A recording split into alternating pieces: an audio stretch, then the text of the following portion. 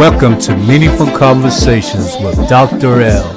This is a Savage Bull Entertainment production.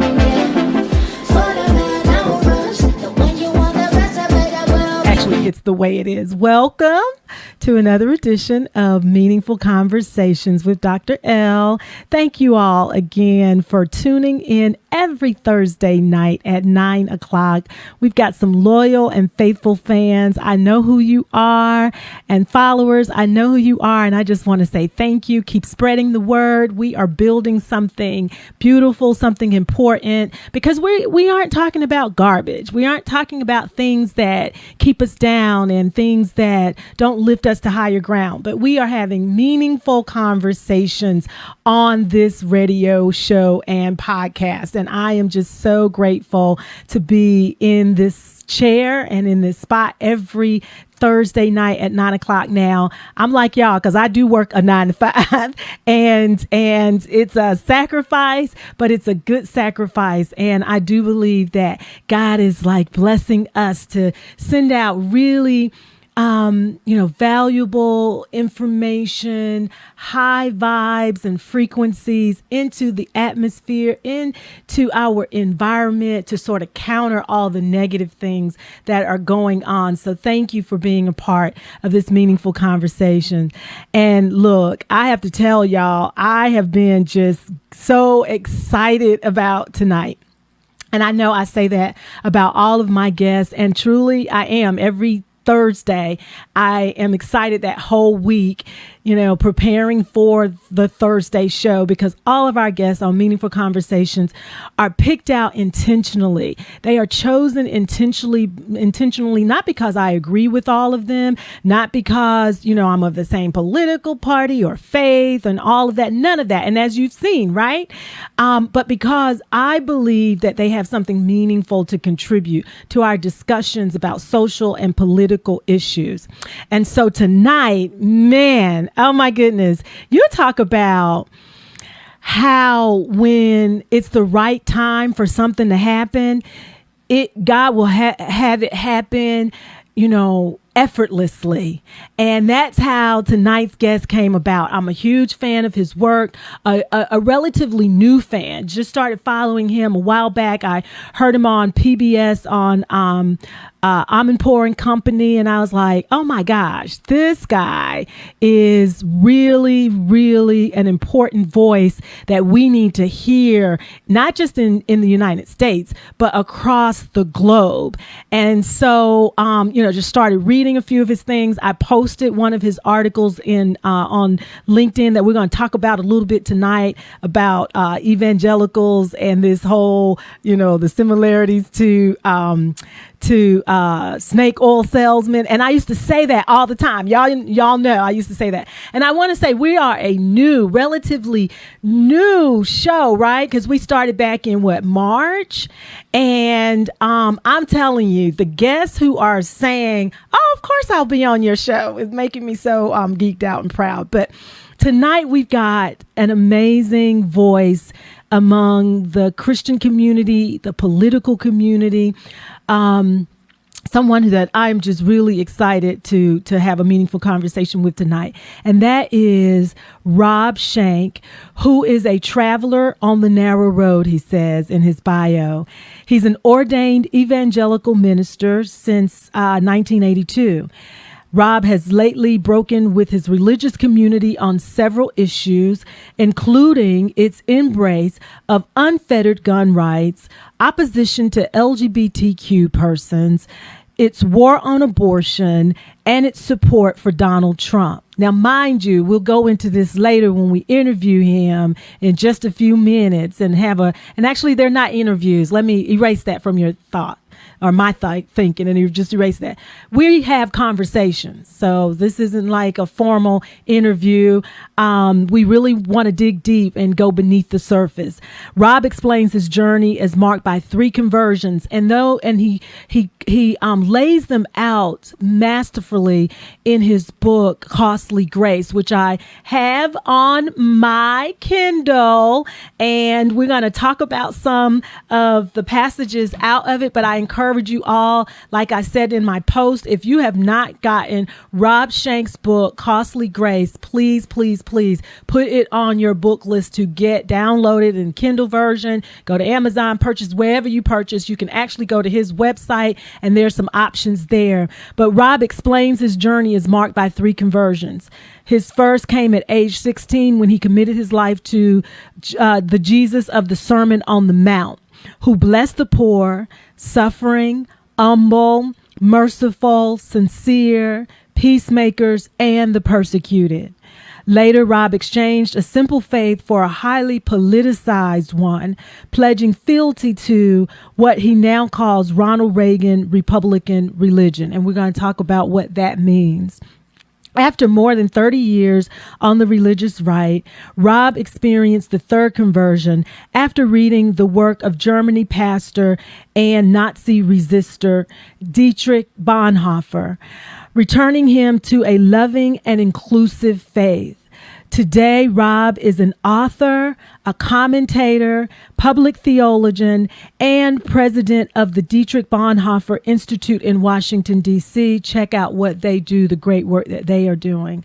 His additional ministerial duties include serving as administrative bishop to the Old Line Methodist Evangelical Church and as an executive advisor to the Secretary General of the World Evangelical Alliance. Rob holds a BA in religion, master's in Christian ministry.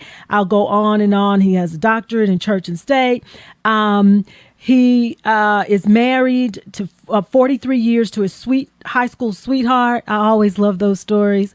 Cheryl, who is a psychotherapist in private practice. And isn't that just, I'm telling you, the way the stars lined up for him to be on our show tonight, because many of you know that my 9 to 5 and many hours beyond that is dedicated to mental health and substance use. I am as the in that working in that space here in North Carolina and encouraging and educating people abroad beyond North Carolina. They have 2 adult children and a son-in-law and lots of siblings and nieces and nephews whom they love and enjoy immensely.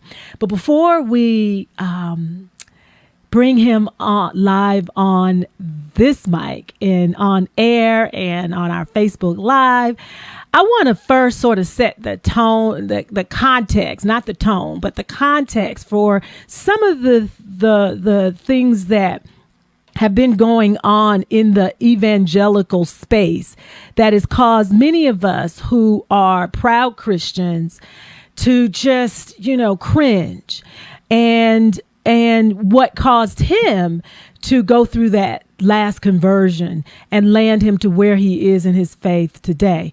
So I want to play a clip of a pastor, Greg Locke, and a message or part of a message he delivered to his congregation in Tennessee. So let's listen to that to set the context in terms of why it's important to have this kind of meaningful conversation today. Stop it! Don't believe this Delta variant nonsense. You start showing up all these masks and all this nonsense, I will ask you to leave. I am not playing these Democrat games up in this church. Greg Locke, he is declaring to anyone in his congregation who shows up to church wearing a mask, he's going to kick them out. Dead ass. Let's take a look at the clip. Don't believe this Delta variant nonsense. Stop it! Stop it. I know right-wing watching. I don't care. If they go through round 2 and you start showing up all these masks and all this nonsense, I'll ask you to leave. I will ask you to leave. I am not playing these Democrat games up in this church. If you want a social distance, go to First Baptist Church, but don't come to this one. I'm done with it. I said I'm done with it. I ain't playing these stupid games. Wow. Wow. So let's bring our special guest on tonight, Rob Schenck. Welcome Nobody. to Meaningful thought- I don't know if- Conversations. It is just an honor. Thank you for accepting the invitation. We're honored to have you here. So before we get into the questions, tell us a little bit about who Rob Schenck is. I read your bio, but I always ask this of our guests. It's the first question to sort of introduce our listening audience to you for those who do not know you. Tell us, who is Rob Schenck? Where you come from? Tell us a little bit about who you are. Well, you read the formal biography, Dear Dr. L, and we're in a mutual admiration society here because I did my due diligence when I received the honor of your invitation, and I looked you up and I said, this is the kind of soul I like to keep company with. So thank you. It's an honor. It's my honor to be with you in this conversation. When people ask me, who are you these days? Yeah. I used to have a way I answered that for decades. I said, I'm a minister. I had an organization in Washington, D.C. I engage with top elected and appointed officials in all three branches of government. I even had a little swagger, and I would say stuff like my headquarters is right across the street from the Supreme Court, a block from the Capitol, and 10 minutes from the White House. Oh, wow. I don't say that anymore. What I like to say is I'm a lover. I hope first a lover of God, a lover of my family, and a lover of humanity. And I try to love better and deeper and longer than I have in the past. Yeah. So these days, that's kind of more of who I am, and I'm enjoying the freedom of that because there is something very liberating when you kind of find yourself and your center, and you don't define yourself any longer by externals, by what's happening outside of you, the role you play, the way people react to you. So I'm kind of a liberated lover. If you will. Yeah.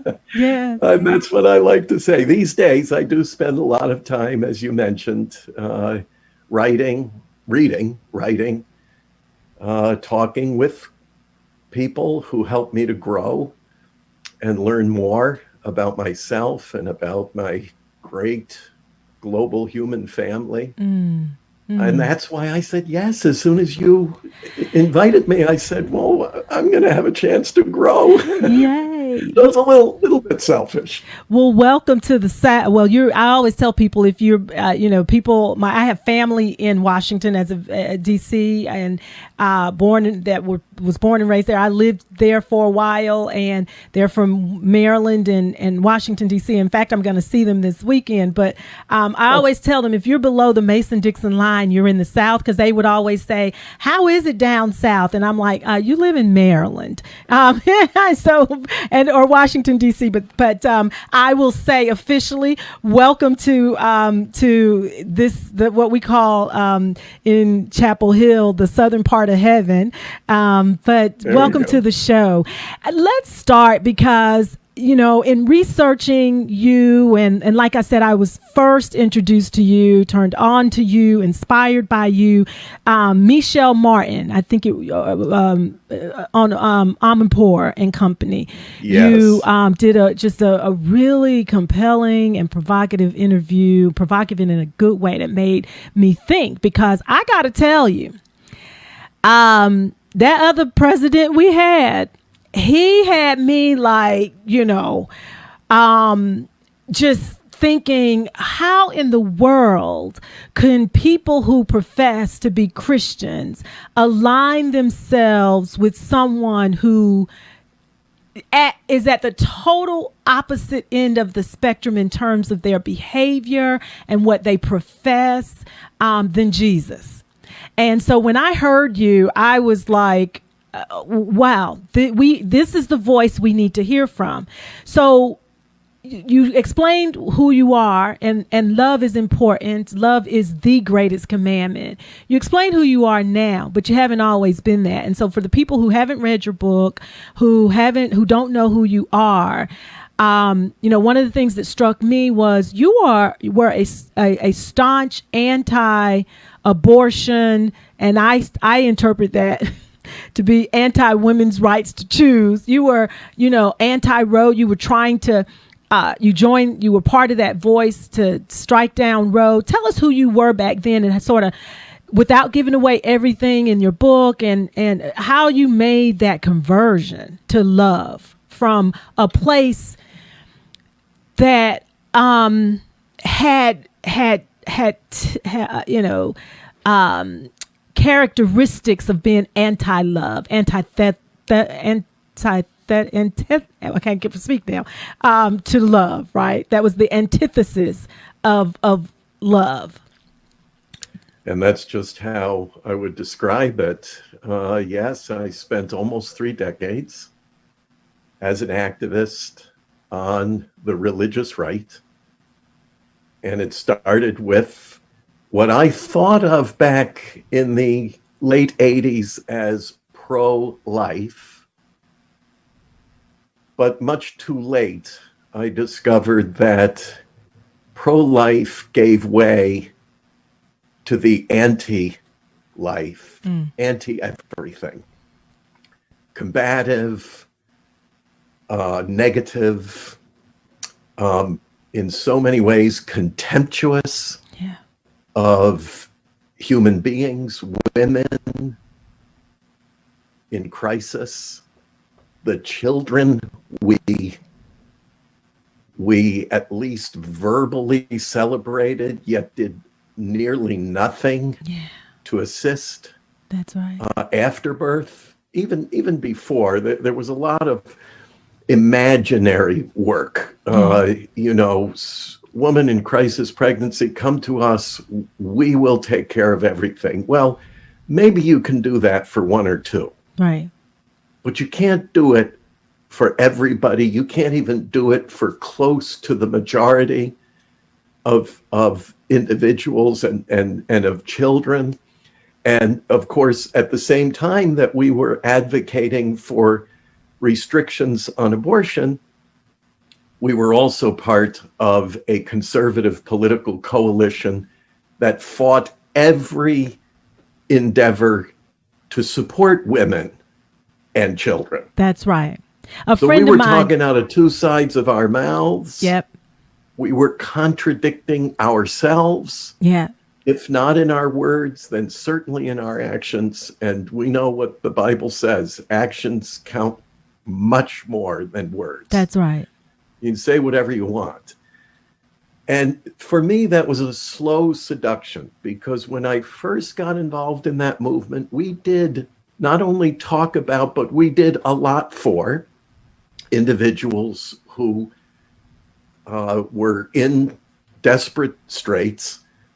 In fact, my ministry began when I moved into a residential home for recovering heroin addicts. I lived with heroin addicts. Wow.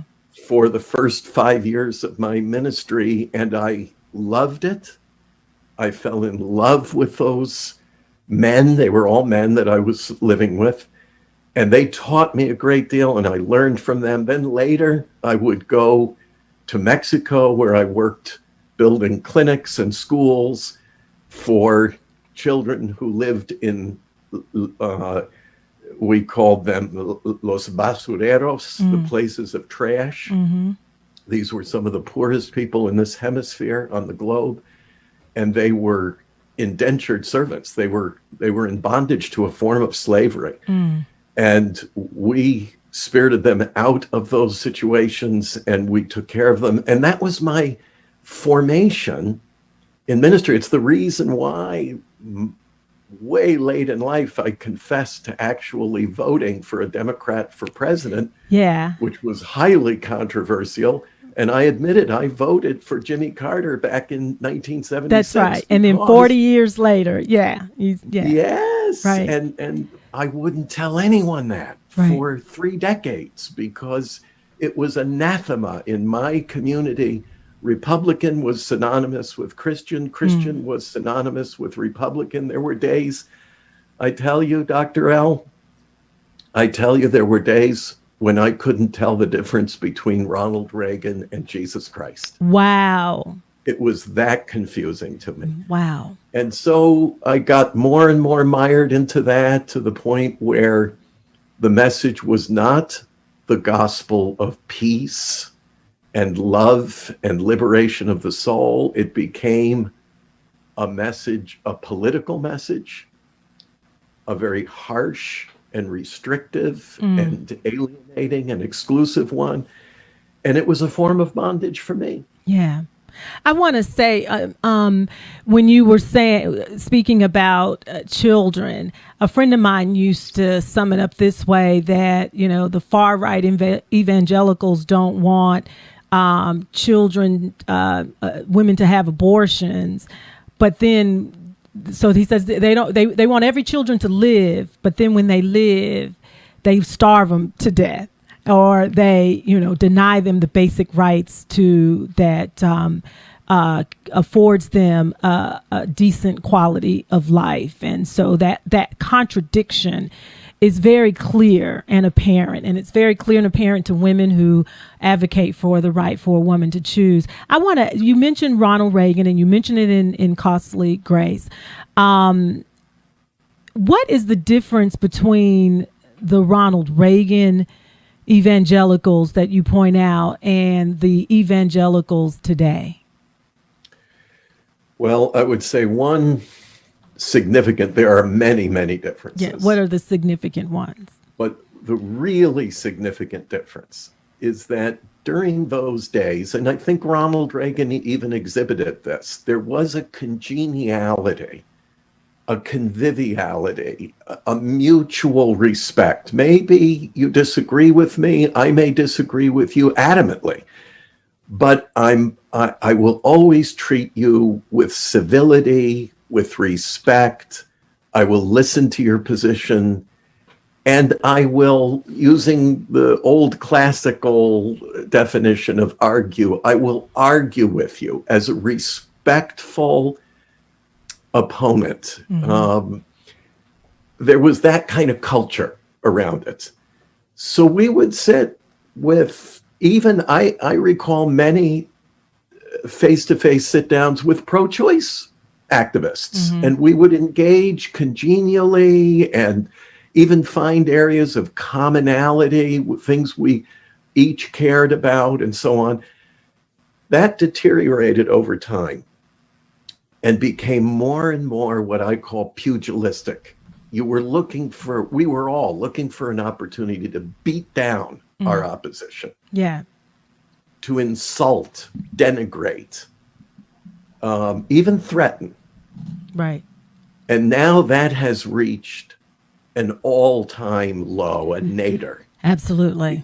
Absolutely. Because Donald Trump unleashed not just contempt, but actual menace against anyone who disagreed with him at any moment of the day. But he's done it all, the evangelicals, which is why, again, I wanted to have this conversation with you tonight, have been complicit in creating Completely. him. Right, the hubris and the gall that was demonstrated when he held up that Bible and walked across the street. This is during the protest in D.C. and he goes and he holds up that Bible in front of that church. What was he doing? What message was he sending to the evangelicals when he did that? Because to many of us, I was really offended that he would use God's word in such a to me it seemed very sinister way. What was the significance of that? Was that Oh, just him being himself. By this time, people had seen how much of, all of his foolishness. I'm trying very hard not to, I don't want to call him names, but the actions, so people were by this time used to it. But should we minimize what he did, or was there some kind of important message and value perceived by the evangelical right by what he did? I would use the same word you just used, sinister, that it was sinister. Thank you. You're even helping me find language for that obscene moment. When he did that, there was a time in history, terrible time in history, when bloodthirsty crusaders galloped across portions of the earth with their bloodied swords, running people through, decapitating them, and using the cross as validation, as religious, more than that, as divine approval, to signal divine approval with their sinister behavior. And what I saw in Donald Trump that day was an attempt to use the Bible as a signal that everything he was doing, holding people of color in contempt, Black folk in particular, because if you recall, the context of that was Black Lives Matters. Black Lives Matter protesters who were in the streets. And he was holding up the Bible to say, white religious folks, come with me. I am your crusader. And this was his call to arms. And the fact that he would use the Bible is just like back in those ancient times when the cross was used on the banner or on the knight's armor, or incused on the edge of a sword. It was an attempt to say, don't worry, if you have any questions about this, you needn't ask them, because God approves of what we are doing. So if you resist us, you're resisting God. That's right. And do you think his why is he not offensive to the so-called demagogues and not so-called, to the demagogues and the so-called faith authorities of today, evangelical authorities, certain leaders of certain Bible colleges, let me say that, that he went and gave a speech to early in his campaigning, that stood behind him, that created quite a ruckus. Liberty, I think it was. Why are, the Franklin Grahams, the people who, on the one hand, folk would think should know better, but then if you look deep into the history of the way in which they practice their faith, in a lot of ways he was the mouthpiece they needed, right, to say, I felt, to say things that they could not say, but that they endorsed. Why do you think, what's up with that? What's up with the leaders, the great authoritarian voices of authority in the Christian faith, that a lot of white evangelicals in particular, and Black, because in some places, counties, rural counties, people are still tethered to their television, watching television evangelists, and so we see a lot of this still. What's that all about? Well, interesting that I know why you adjusted your language there, but I'd say the truth was said first when you said authoritarian, because there is a proclivity towards that in particularly in white evangelicalism. I've seen it in churches of color too. But in white evangelicalism, we kind of set up a sort of authoritarian system where the pastor, for example, has the first word and the last word. And you don't touch, usually the man of God. There are exceptions to that, but generally speaking, it's the man of God. That's right. And, you dare not question in any way. And so there's a structure for that already in place. And you alluded to a certain former president of a university called Liberty. Ironically, I had an encounter with him at the inaugural prayer service for President Donald Trump at the Washington National Cathedral here in Washington. I typically attend, regardless of who the president is. I've typically attended for many, many, many years now. And I was there. And at that time, I was vigorously opposing Donald Trump for so many reasons. And I went up to that same president of that same university you named, and I said to him, Jerry, I think it's time to return to the Sermon on the Mount, to go back to the core principles of the gospel. And his response to me was, and this is very telling, he said, I don't have time for that. I'm trying to get things done. Wow. I'm doing serious work. Wow. You have time for that. I don't have time for that. Wow. Interesting. What could be more serious, right? At that moment. Very telling. In history. Very telling here, because the Bible warns us not to become weary with well-doing. Right. And loving people, serving people, looking to the needs of others before our own, taking care of people is exhausting work. You do it. You do it for a living. So does my wife. Every minister ought to be doing that. Anybody who is a caregiver, who takes care of an elderly family member or a disabled person, they know how exacting this is. And it's no less exacting to live a virtuous life representing the mission, model, and message of Christ, which is embodied in the verse we all know so well. God so loved the world. That's right. The whole world, and by implication, every human being in it. Throughout time, no matter who, where, or what they are. So that's taxing. And I think I felt it myself, and I watched my colleagues become weary with this. And they said, you know what? We're tired of serving people. We're tired of How can they be tired? How can they be tired? Because many of them have made millions of dollars pretending to I'm going to say, putting on such a good show.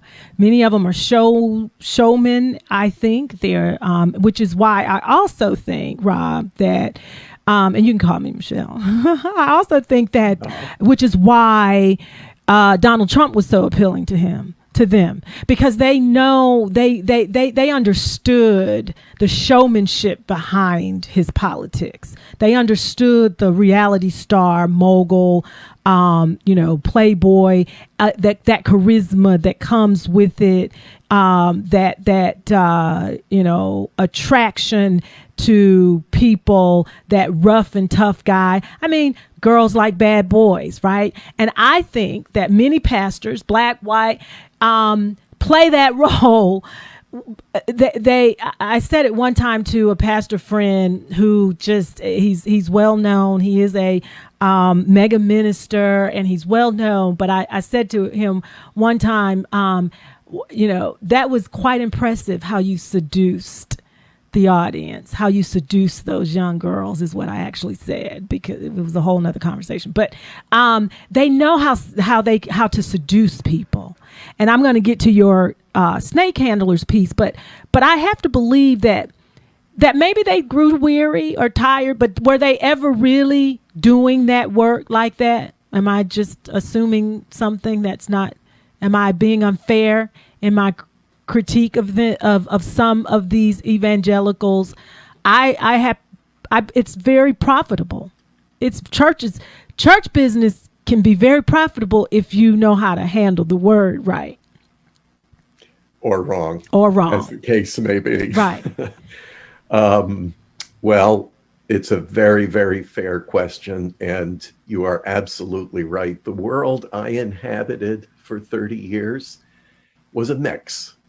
You had very sincere people, pastors, church workers, ministry leaders who were selfless, who gave of themselves, who raised money for the poor and spent it that way. And some who were near penniless themselves. They were there. They were definitely there, but they weren't the celebrities. And I think it's inherent. It's an inherent problem. You know, there's a symbiosis here. There's a kind of give and take, in the sense that, you know, you were playing some great music there at the beginning of the program. I like your repertoire. And there's another song I like. Who did it? You know, some people will abuse you. Some people like to be abused. Some people will use you. Yeah. Some people like to be used. Yeah. And there's a symbiotic relationship. We'll play that on going out. Yeah, there we go. I can't remember who did it. My producer's really good. He's here, right here in front. He'll get it. His name is Steve. He'll get it. It's a really, really thought-provoking, I think very insightful lyrics. Yeah. Because there are people who call this out. Yeah. Of their celebrities. Yeah. They kind of want it. Yeah.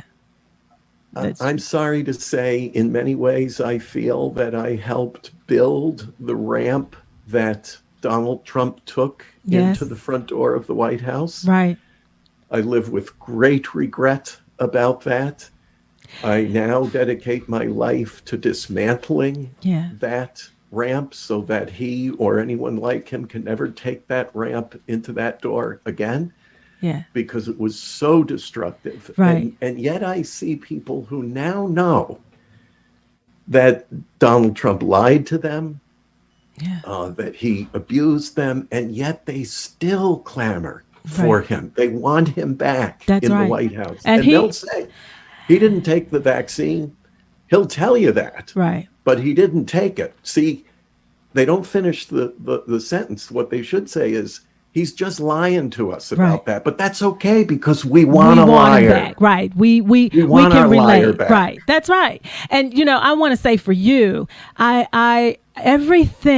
all things work together for our good, for those who love the Lord and are called according to his purpose. And when you said that, you know, you regret that you were one of the ones that helped build the ramp that he walked across, immediately it came to me, but perhaps you were in that place and space and time during that season, so that you could tell us, so that you could have credibility when you come on shows like this, when you talk to people, to say, because you were there for, and not just like 5 years, you weren't like just Johnny come lately. You were there for a long time. You were on a side that I would have stood and protested on the other side against. And the beauty of it is that God takes us through things for different reasons, but largely to inform and to build our ministries, significance and relevance. And so that's how I see that. Let me go to your piece that you wrote on July 19th of this year. White American evangelicals are the new snake handlers, only more dangerous. I'm going to read some of this, not all of it. I did post it on multiple social media platforms of mine. Encourage people to go to your webpage and pull this up, because Man, I had to sit with this for a while because I almost feel like this needs to be framed and hung in like the Library of Congress, hung in the Capitol building, hung in the White House, hung all throughout where any and everybody is coming to these days to protest or to make statements. But you're right. Vaccine hesitant evangelicals are the new snake handlers of our day. They're more dangerous than their Appalachian cousins, though, because these new handlers live beyond tiny mountain holler boundaries. American evangelicals are ubiquitous and at 35 million strong constitute a considerable cultural and political force. And people need to understand that. That's why you're absolutely right that Trump could come back if we're not careful. Sadly, they're also a massive health threat. Of course, most evangelicals would never think of themselves in the same category as fanatics who hold aloft fanged serpents. But what unfortunately makes them so is their reckless behavior regarding the current pandemic. And we heard that at the opening clip, or in the opening clip of Pastor Locke. You stated long ago, Pentecostals began practicing faith healing. Certain evangelicals were said to have had healing ministries. These ministries would lay their hands on the sick. I grew up in a Pentecostal church, United Holy, often anoint them with oil, sometimes dramatically demand illnesses to leave bodies and assertively declare supplicants to be made whole in the name of Jesus. This description may make you think of the flashy Elmer Gantry types leaping, gesticulating,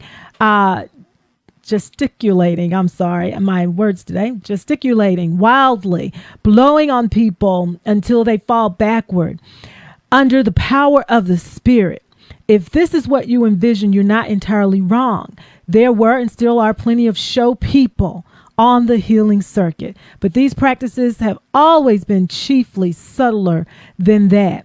Notwithstanding one having better decorum than the other, both have the same effect when it comes to repairing our bodies and protection from disease. Man-made medicine, in quotes, is seen as grossly inferior to, if not inimical to, trusting the Lord. In this context, opting for a vaccine over prayer can be seen as a lack of faith.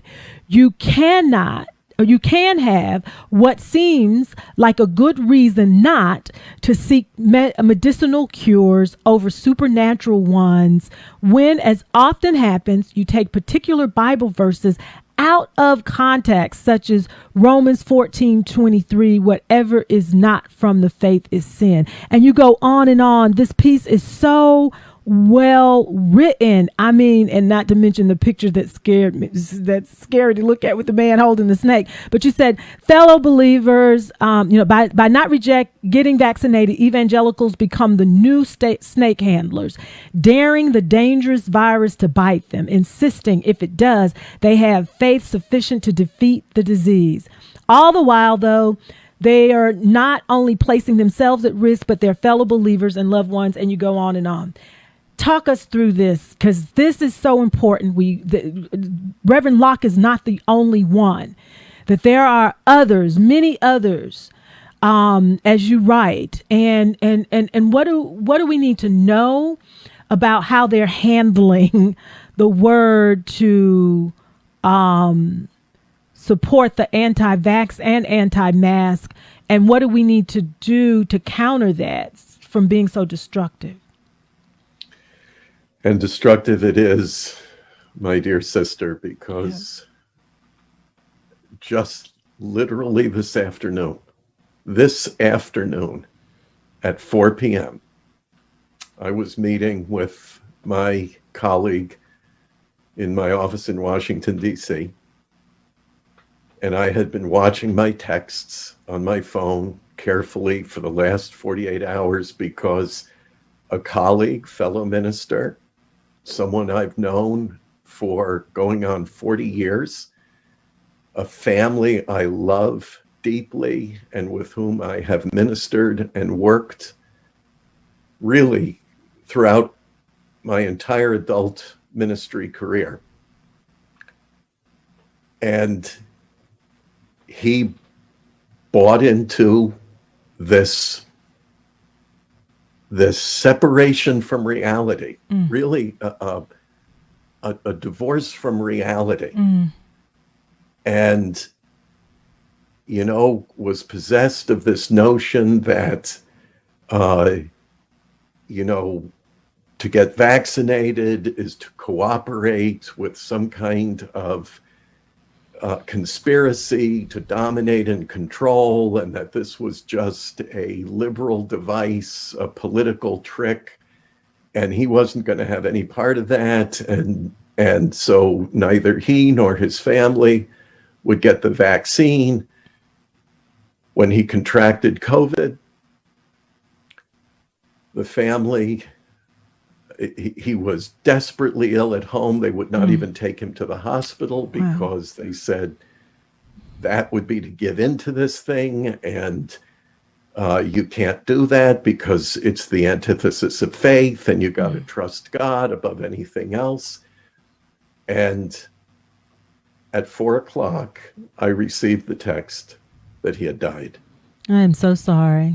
My condolences. It was so painful. Oh my goodness. Because not only there were so many reasons that I identified with this brother as I know him, and with the family around him. Right. But, to think this was entirely unnecessary. Maybe he would have contracted it anyway, but he very likely would not have suffered to the extent that he did, nor die. And this is now the 4th colleague, friend, fellow minister who's been taken by this disease. And all 4 of them, I'm just going to say it, arrogantly thought they were not susceptible because they had greater faith than somebody else. Snake handler magic, right? Yes. Yeah. It's a deception. Yeah. Right. It's a separation from reality. You mentioned that I'm actually the founding president of the Dietrich Bonhoeffer Institute. Some people will have heard his name. Yes. He was a young, brilliant, German, brave pastor in World War II era Germany. Yep. Went up against Adolf Hitler's massive, and let's remember what it was, racist regime. Yeah. He was the ultimate white supremacist who believed that only whites should survive and that every other human being should be destroyed. And he attempted to do it. And this young pastor went up against Adolf Hitler, would be executed, hanged for it, but not before leaving us a wonderful body of literature on ethics and moral philosophy, in which he argues that the greatest weakness of the Christian is our propensity for taking what he called flights of fancy into imaginary worlds. Wow. Where everything is fine. God takes care of everything. Faith cures everything. I just have to trust the Lord, pray harder, read the Bible more, live right, and everything will be good, and everybody will do what's right, and we'll take care of each other, and don't you worry. And he said, this is not the real world. That the gospel is meant to work in the real world, not in a fantasy world, but in the real world where people really suffer. Where human beings face enormous challenges, and where we need each other, and we must give ourselves to one another. That's right. And you know what? This is the things. You know what? I'm sorry to jump in. I just want to say, as you were talking about that message in and of itself, it resonated with me how African Americans, slaves, and then you learn, I grew up believing some and taking some of those flights of fancy and believing that, our life here on this earth might be hard, but by and by over in the great yonder, we gonna be all right. So we don't need to protest. We don't need to challenge, racist systems and and structural inequities and inequality. We just need to pray harder, and we're gonna be okay. And that is where I think when Karl Marx said that religion is the opium of the people, that's where that opioid effect comes in at, I think. Wow, that is a profound observation, and I think it's just what the brilliant Bonhoeffer was getting at. Yeah. And what it ends up doing, maybe we have to understand that some people resort to it out of a kind of survival instinct. It's the only thing they can do to survive psychologically, maybe even physically. Right. But there's a real downside to that. And first, it excuses me from my moral obligations to the other. And it perpetuates suffering because it doesn't fix anything for anybody. Right. It makes me feel better about my own situation, and I'm going to be okay, and I'll get to that by and by and to that Right. other side. But it doesn't do anything to help another who is going to suffer. That's right. So we have to grapple with these realities. They are not easy. They are not simple. They demand a lot of us. But this is remember what God said through the prophet Isaiah, come, let us reason together. That's right. Says, don't take, That's right. don't take leave of your faculties of reason and intellect and common sense and analysis and observation and process and conclusion. These are all things that God designed us for, gave us these faculties of reason where we can observe and process data and come to informed conclusions. This, to me, this is a form of worship because it's using the best of what God has given to us. And this goes right to the vaccine. Yes. Because in the white evangelical community, I will hear my colleagues, many fellow believers, if you will, who will come out and Welcome say, to Meaningful Conversations with Dr. L. This is a Savage Bull Entertainment production.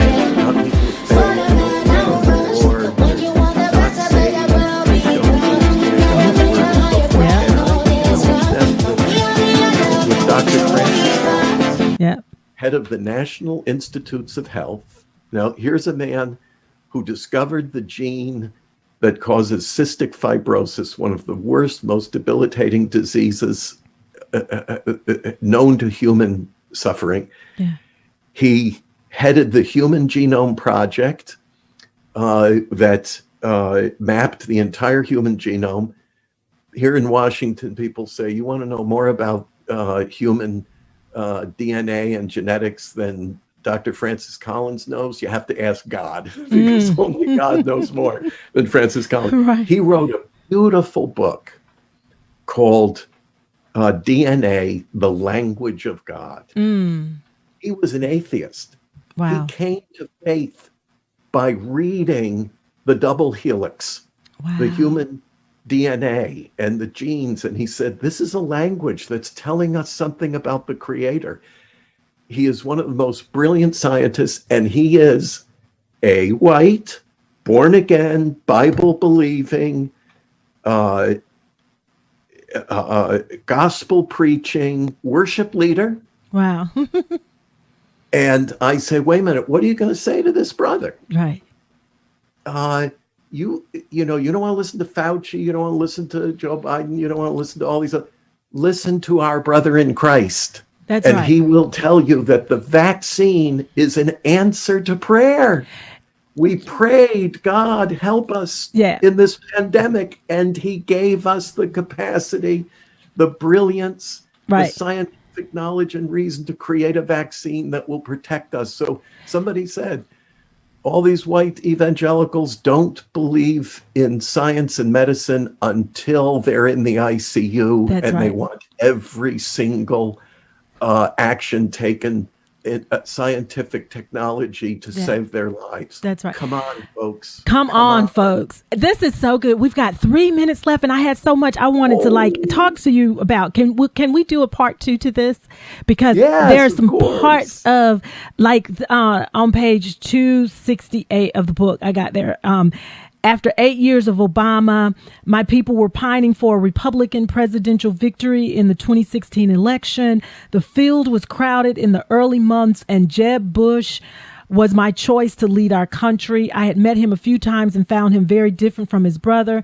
Meeting behind closed doors, I was impressed with what I read as his humble disposition, his candid critique of his own brother's presidency, and his fallacy in Spanish. I knew he had lived through his daughter's opioid addiction and recovery, and it seemed to both temper him and leave him sensitive to the suffering of others.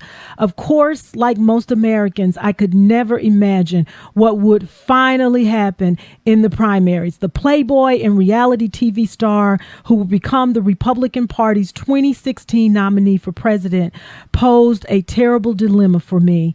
I did not want Hillary Clinton to be president. I had too many issues with her and her party. At the same time, I thought Donald Trump appealed to the very worst impulses within the conservative and Christian worlds. I want to unpack that next. Can you come back next week?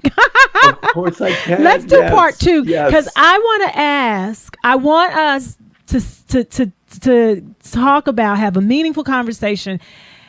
Why is it even possible that the evangelicals could help him become president again? Why is that not far-fetched? Why is that something we need to watch? And also I want to talk next week, just to prep us, I want to talk about, is it possible that that many of the people in the evangelical leadership are where you once were when you said that Ronald Reagan, the lines blurred between Ronald Reagan and Jesus? Have they stepped over totally into the political realm and away from the true tenets and principles of Christianity? We're going to have you back, my brother. This has been just so rewarding to me, and it has filled my cup, and my cup truly overflows. Thank you. I'm getting the wrap up signal. So much to cover. I could listen to you all night. Thank you so much. Meaningful conversation.